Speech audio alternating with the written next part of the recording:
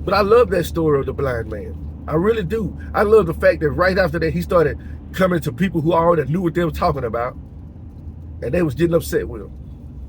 And that's how they look at us. And then that's how most church leaders look at us youths now, us youngsters. And I'm not even young, I'm 41.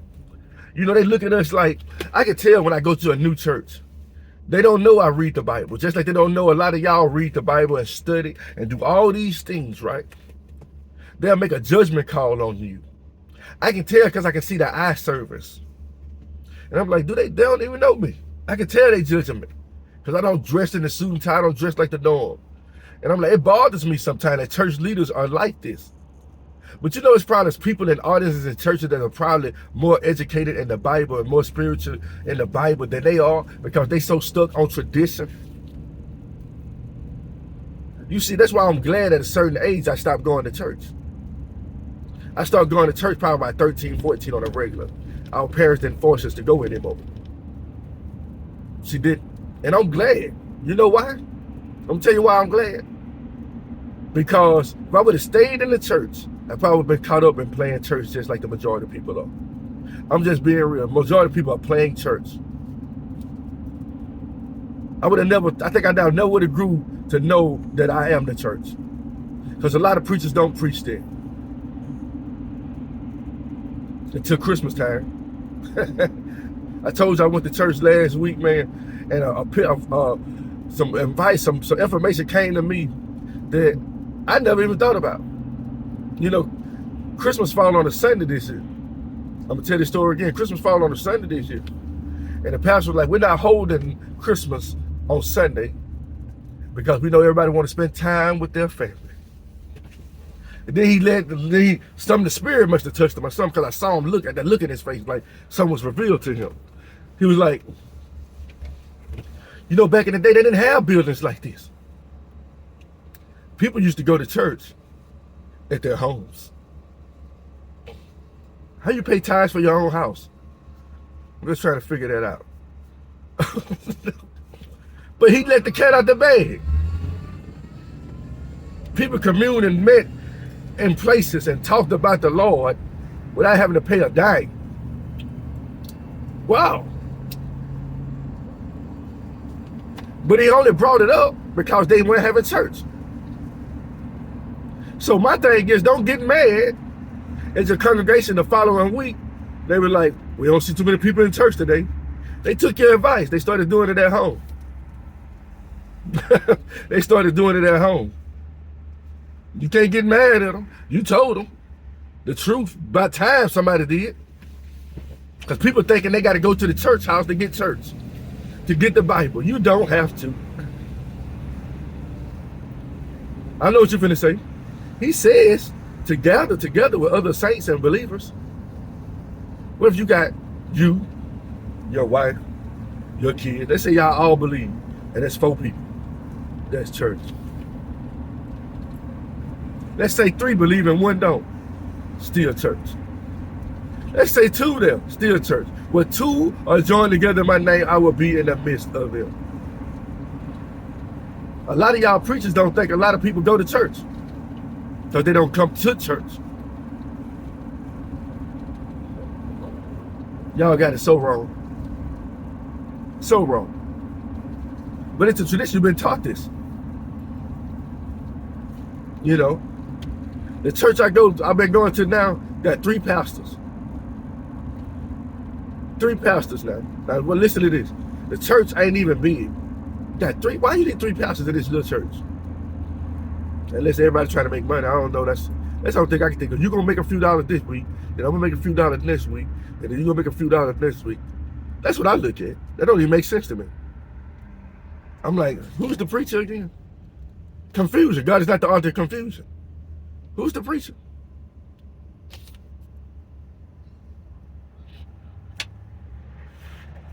I pay a lot of attention to a lot of things, man. I don't like exposing churches, but they need to be exposed.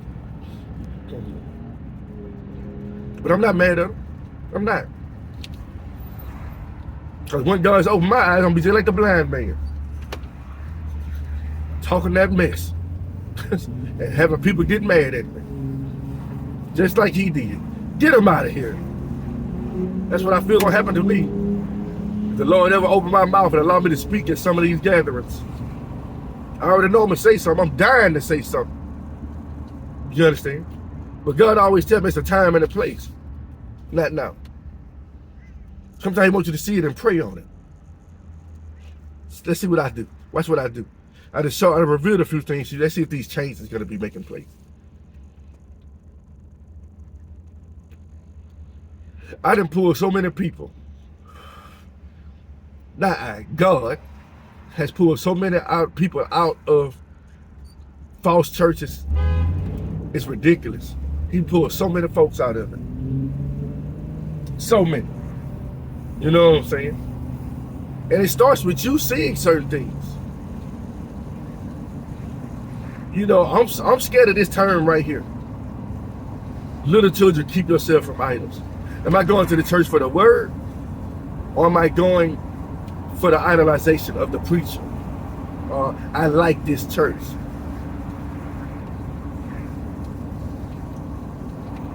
Oh, y'all, I just hit you with something right there. Are you going to the church because the word is being preached correctly? Or you going because you like it? It's a difference. A lot of people, we live in a day and age where people want to go places where they don't teach certain things and teach certain things. And they'll bounce around till they find that church. Well, I'm the type bounce around till I find a church that preaching and doing things correctly. I ain't saying perfect, but at least the majority, at least 75%, 80% of it. Good Lord.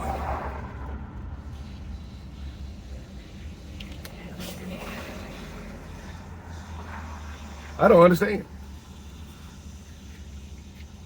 Because I look at these people that be like, and they love to say how long they've been preaching. I've been doing this for 30 years. 30 years. But you still endorse Christmas. I don't see how can that be possible. 30 years and you still allowing 30 women to preach inside your church. I just don't understand it. Something wrong. I mean, you just obviously going against the grain because you can. That's what I see a lot of people doing. They don't think God paying attention. If He wrote it in His word, He wrote it there for a reason. Y'all better start abiding by it, y'all churches. You understand? Don't get mad when people start leaving your church.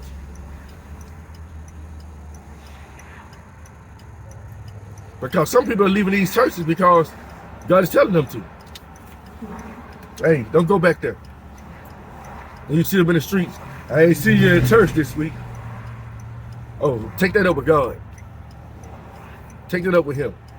I ain't got to go somewhere where I'm being falsely led, misled. Like when I heard Christmas, and I heard how Christmas overshadowed the Sabbath day,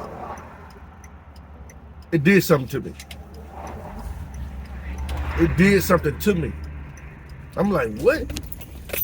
This is the Sunday's supposed to be the Sabbath day, right? And you got an opportunity to praise the Lord on His day, and you say, go home and chill with your family because it's Christmas. I don't understand. I just don't understand. It did something to me, man.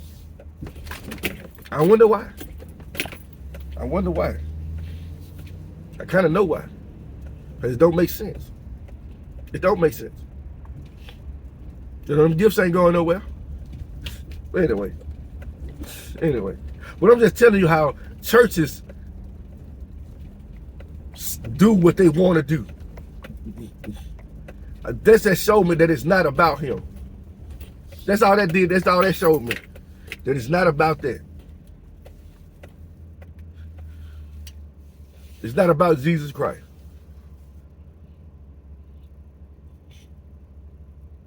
Friendship with the world is enmity with God. I'm just being real with you people.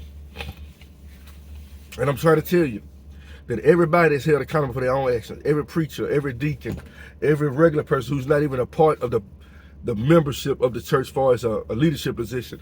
You are all held accountable for your own sins. But that don't mean we don't see things. That's why God's trying to pray that you are more righteous. That you'll see things. And you'll pray at Him. And He'll bring change. One way or the other. However it goes. I went to one church that they couldn't even find a good pastor. It's crazy. Reform is going on. And Jesus told his disciples to go to the churches first and the synagogues first.